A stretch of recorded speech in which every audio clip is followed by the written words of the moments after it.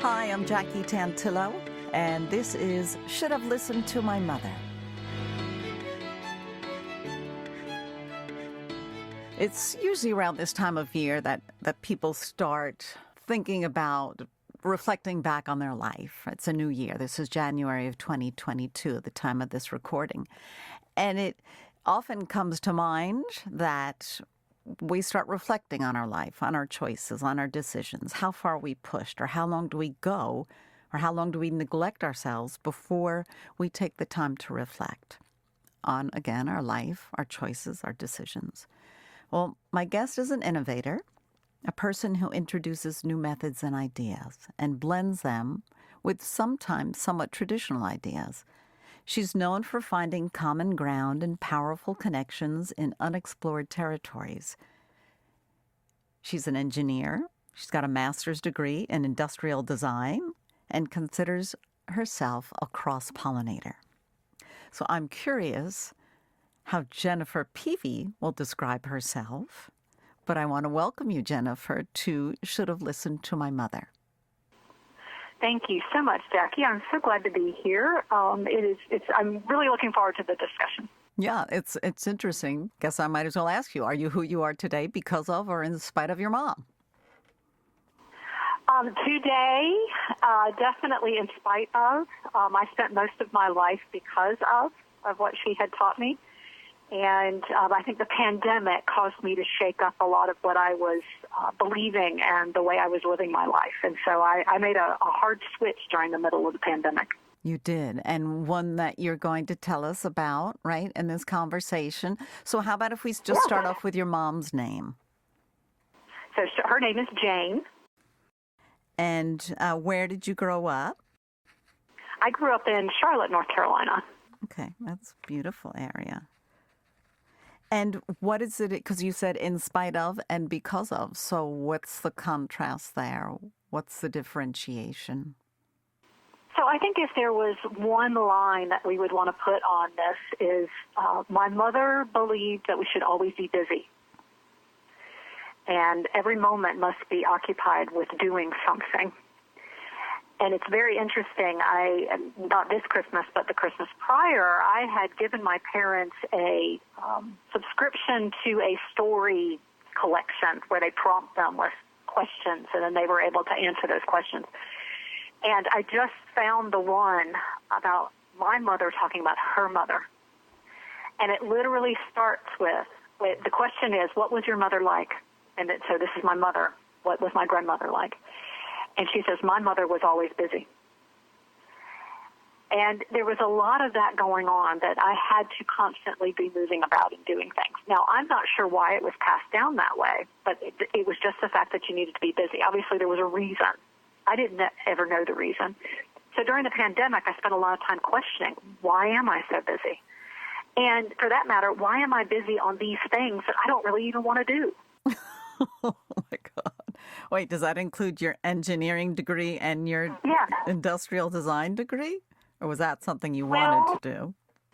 Well, my father was an engineer, so it made sense that I did engineering. My mother was a math teacher, so math and science was something it came easily to me, so it made sense. But no, I was bored. I was absolutely bored as an engineer, but I did it for 20 years. Because, it was decent pay and it was fine. Now, industrial design, when I found it, I will say, in a way, it was not what I wanted to do, but in a way it was. It was closer. I had always just wanted to be a working artist. I was very creative. I did not have exposure or training, probably, enough to either be confident or do it on my own, but at least industrial design allowed me to really pull out that creative side and really pull out the empathizing with people and observing why people did things, because I find people fascinating when I get to see how they do things. I'm not a chit-chatter at a party, but I love to people watch. And so industrial design allowed me to do part of that. Right, so you have a right-left brain activity, but you are so curious about or wanting to use your hands and shape things and create things. Yes. I really like making. But I also enjoy then the mental figuring out how to make it or how I want to design it. So there's, as you say, both going on there, which is rare in this day and age to be able to be allowed to do both things and have a good living. That's a gift to be able to have. Well, at least you acknowledged it, that you were missing something. Good for you. Yes. Yeah. And I probably spent most of my life feeling like something was missing, but I'm supposed to be busy. Now, why did your mother continue what was handed down from her mother? You think that she would have said, I don't want to do this anymore. I'm not fully convinced that she did think, why did I want to continue doing this? She wanted to be busy. And it's actually in this story that she wrote about her mother. One of the things that happened was my grandfather had a heart attack when my mother was 9 years old. And I can read you the line that she wrote. Please. That my father had his first heart attack when I was 9 years old. My mother cared for him, and through many more heart episodes. She feared that he would get sick during the night, and emergency people would be coming to our house. So every night before going to bed, she checked to make sure that every room in the house was perfect. She even ironed the sheets when they were washed so the beds looked nice. She also ironed my dad's underwear so that if he got sick while in a hotel, his suitcase looked neat. Her biggest fear was that my father would die young and that she would not have any employable skills to support us. And what's interesting after that is she does say, her mother was a superwoman, but that she felt loved and secured, and that my grandmother made her childhood happy. But I can tell you, my mother is an anxious person. Well, because your mom was always waiting for the other shoe to drop. She was always prepared for the next emergency or disaster. Yes, and that's the way she grew up. Even though, my father did perfectly fine as an engineer. They are doing very well. They are healthy. But she, to this point, like going down for the holidays, my mother plays the piano, and she was playing for a number of services between the 23rd and the 24th with Christmas Eve. And she was visibly shaking. She is so nervous about this.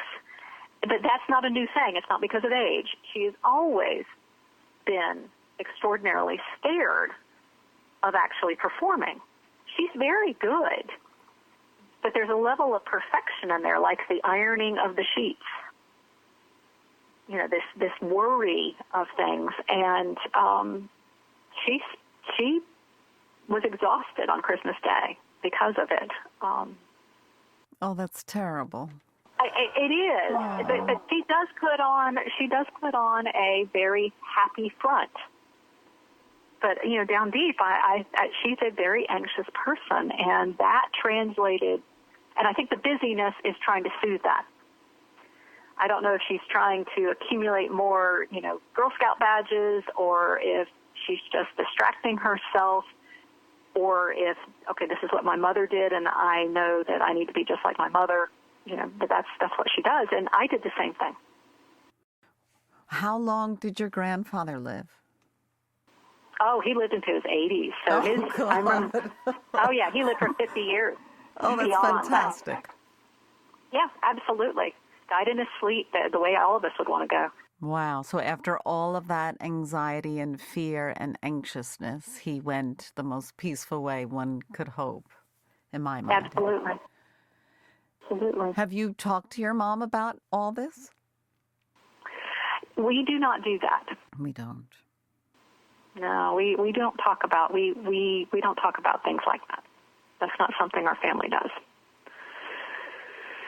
So no, I have not. Do you have siblings? I do have a sister, and she has 5 children, so you can imagine what her life is like. But yeah, no. And does your sister have the same relationship with your mom as you do, or a different relationship? It's a little bit different, but it's similar in it only goes to a certain depth. And my sister and I do not have a deep relationship either. And part of that is she has 5 children. She just doesn't have time. So, but that's kind of waned over time as well. Did you just find this recently, the story that your mother wrote about her mom? I did because they spent all of 2021 writing these stories, and now the project is complete and it's time to edit it. And so I'm going through it and organizing which order the stories go into. And yes, I just found it this week, in fact.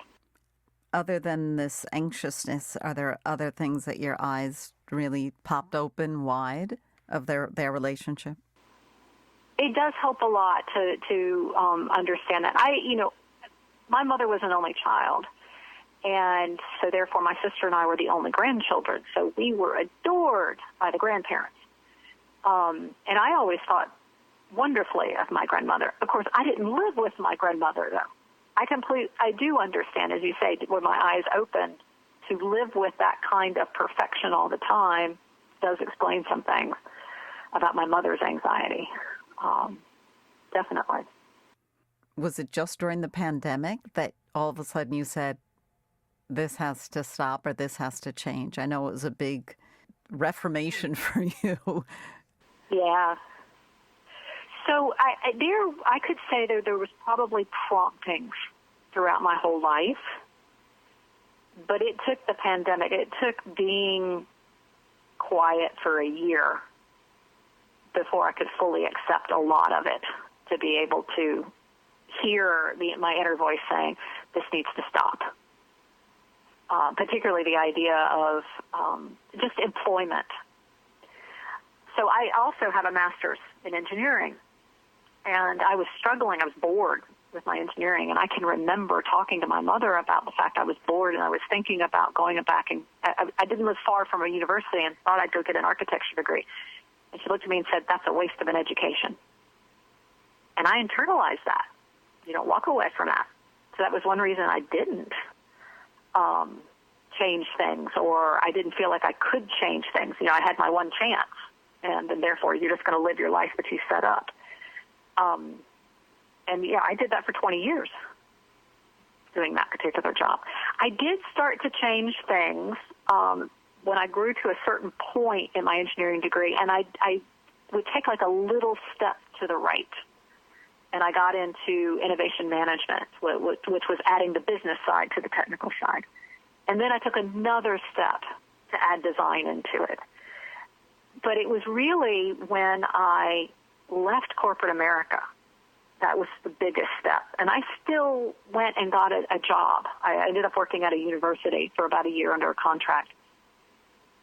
But the pandemic was the first time where I said, I'm going to take care of myself. And I'm not going to worry. And it took a long time for me not to say, I have to get a job, I have to get a job, I have to get a job. Because I did, and I'm sorry, that's probably not clear. I went into the pandemic when the contract was over. And I had another position that I was interviewing for, and then everything fell through because of the pandemic. So I spent a lot of time in the pandemic unemployed. So the anxiety of the fact I must be employed and I must be busy really plagued me a great deal. Absolutely. We don't know how long this is going to last. We put pressure on ourselves to figure something out as the responsible one, as the one that's got to be in control. Every minute we got to be doing something. Yeah. Well, and what was interesting, so what I ended up doing was going back to the idea of reflecting. I knew that my intuition was high. And I knew that if I had a place where I could think about things, that I would start that cross-pollinating. I would start seeing things. I would start putting things together, and I would see new possibilities. And so while I couldn't stop completely, I would create space, or I would put a task on my list, so to speak, that I'm going to sit and reflect. And I'm going to spend a moment of quiet thinking about what I was going to do and whether I even wanted to do it. I would think about my options, and I would think about how I felt about those options. And that was also another big thing because, my family, we don't talk about a certain level of depth. A lot of it is we don't talk about our feelings. Did anything that was kind to our mother, it would make her cry, and that would make her angry. And I think that's part of that anxiety as well, is we didn't talk about our feelings. So the idea of knowing how I felt about something, it was a foreign thing to me. So I spent some time in the pandemic also listening for how I felt. Did I like this? And it took a while to get my insides to give me an answer. And once I started giving it a chance to say something, well, then this person started talking to me that I, didn't necessarily know. And so that encouraged me to spend more time in that reflection to actually get to know this person and find out, what does she like? What does she want to do? Not just what I'm good at, or not just what I'm capable of, or not just what I could get paid for, but what in the world would actually bring me joy. It's like the artist's way. You have to go down deep, and it takes time. Sometimes it's a couple steps forward, a couple steps backwards, and then you keep hopefully moving in that forward direction. But I congratulate you for becoming aware. And you say, what if we could be more successful if we spent less of our time stressed? And I think that's really important. As a society, I believe that we're wound pretty tight, a lot of us. Yeah. And I won't say I'm completely unwound, but I will say I'm spending more time peaceful than I am not. I mean, even in the pandemic, I would find moments, and I said, there's something here, and I want more of this. And I probably spend a lot of time, not only my physical health, my emotional, what I watch on TV, what I read, who I talk to, thinking about, is this good? Is this something that I recover easily from because I'm an introvert, so it all takes energy? But I want to engage, not that I want to be a hermit, but I also am being a lot more choosy because I want to feel good. And that's really becomes the baseline. Part of it is peace, part of it is joy, and what do I need to do to keep it? And so that was a lot of what I did in the pandemic, is not just figure out how I was going to pay for things, but I was also figuring out what I ate, when do I go to bed. I mean, there was a lot of things. What did I read? What did I spend time thinking about? Raising your vibration, starting to try and come alive from the inside out. Yeah. Yes, exactly. Exactly. So, have you ever thought of writing your own story to your mom? Or are you not ready for that as you read her story? Oh, to mimic what she says? Not to mimic, but to share your experience of your relationship. I quite honestly think it would, not that I would say something, but that it would hurt her, but I think whatever I would say would upset her. I don't see it as a positive outcome because of her anxiety. We honestly in a family live in a very facade, and just everything is okay, and don't go deep. Don't rock the boat. Is she physical? Would you guys embrace as a child? Was she loving and hugging? No, not at all. And that's also handed down. And my great-grandfather was in the Civil War, and he came back with TB. And my great-grandmother was scared that if she had sex with him or embraced him, that she would transfer it to the children. And so, therefore, she didn't hug the children. And so my grandmother did not hug my mother, who did not hug me. So, no. And she has only told me she loved me once in her whole life. What? So, yeah. Wait, yeah. And how old were you? Like, how long ago? Was this recently or when you were 30. I was in my 30s. I was infertile, and it was during a lot of that. Did it blow you away when you heard that? It was, well, I was in a very low moment. I couldn't have children. My sister was, obviously popping out lots of children, and I couldn't. And quite honestly, for me, that whole busyness and the anxiety, it was like this was my last thing I could do to try to make my mother happy, was to give her a grandchild, and I couldn't even do that. Oh, but that's you're having your babies to make you happy, not just your mom happy.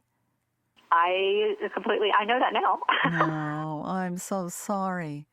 So when she said that, I love you, can you see, sense, and feel your reaction? I froze.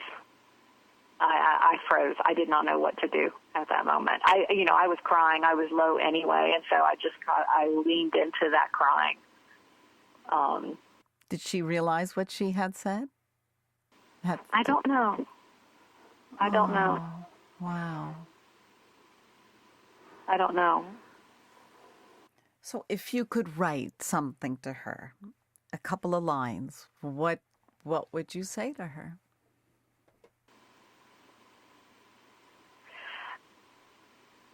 I don't know. Would an I love you be in there, or not ready for that?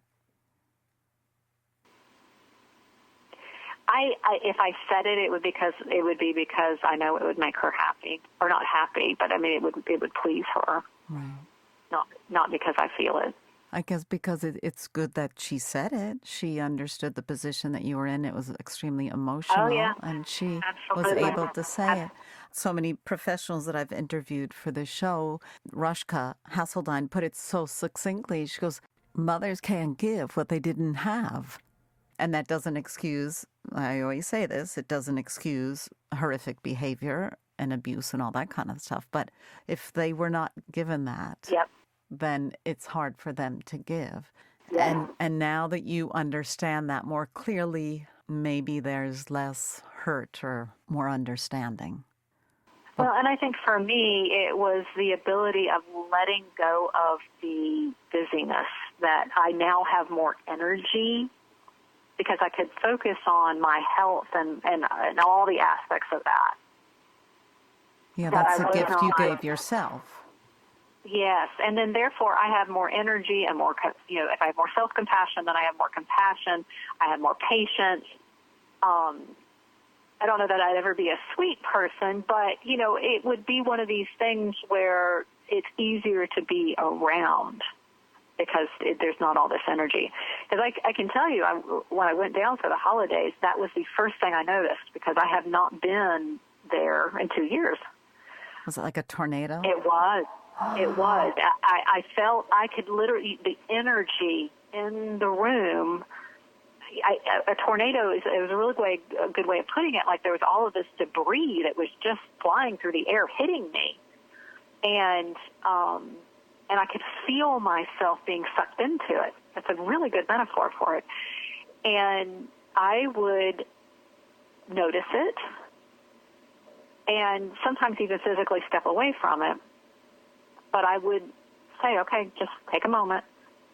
And I would find my pace. It wasn't like I had to stop, which I was pretty proud of. I would find my pace. And, my parents are in their 70s, so they can only handle that energy for so long. But your mom is creating that energy, not you, right? She's the creator. Oh, my gosh. Exactly, which means she exhausts herself. And so if I just kept my pace, I know what my pace is now, and I would just downshift into my gear, and I would just stay in my gear, and she would be, sixth gear, and then all of a sudden she'd be in two. So. Do you think that your mom and dad, after you left, spoke and said, did you notice anything different with Jennifer this visit? Do you think that they picked up a different vibe from you? I don't know. It would be interesting. Although my family, we don't necessarily talk about death, we do talk about each other. So they could have talked about me, and they could have talked to my sister about me. Well, in a good way. They talked to me about my sister. Yeah. That'll be interesting. Maybe you'll find that out someday. I don't know. I might. Because you never know.